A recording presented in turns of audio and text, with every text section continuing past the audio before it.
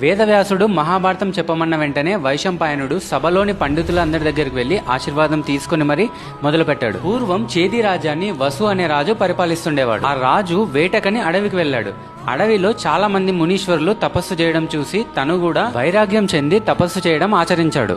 తను తపస్సు ఎంత గొప్పగా చేశాడంటే అతి కొద్ది సమయంలోనే సాక్షాత్ ఇంద్రుడు ప్రత్యక్షమయ్యాడు. రాజ్యాన్ని ఎంత గొప్పగా అయితే పరిపాలించారో ఈ తపస్సు కూడా అంతే గొప్పగా చేశారు.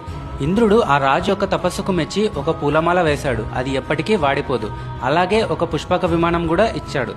దానితో పాటే ఒక బెత్తం కూడా ఇచ్చాడు. అది దుష్టుల్ని శిక్షిస్తుంది, శిష్టుల్ని రక్షిస్తుంది. అలా వసు అనే రాజు ఇంద్రలోకానికి తన రాజ్యానికి ఎల్లప్పుడూ తిరుగుతూ ఉండేవాడు. చేది రాజ్యం దగ్గరలోనే శుక్తిమతి అనే ఒక నది ప్రవహిస్తూ ఉండేది. దాని పక్కనే ఒక పర్వతం కూడా ఉండేది. ఆ పర్వతం పేరు కోలాహలుడు. ఆ శుక్తిమతి అనే నది, ఆ కోలాహలుడు అనే పర్వతం రెండు ప్రేమించుకుంటున్నాయని గమనించినటువంటి వసురాజు ఆ రెండింటినీ తన శక్తితో కలిపాడు. ఆ పర్వతం ఆ నది యొక్క సంగమం వల్ల గిరిక అనే అమ్మాయి, వసుపతుడు అనే అబ్బాయి ప్రత్యక్షమయ్యారు. ఆ తర్వాత ఏం జరిగింది నెక్స్ట్ ఎపిసోడ్లో తెలుసుకుందాం. ఫ్రెండ్స్, నా వే ఆఫ్ ఎక్స్ప్లెనేషన్ కనుక నచ్చినట్లయితే వీడియోని మాత్రం తప్పకుండా లైక్ చేయండి.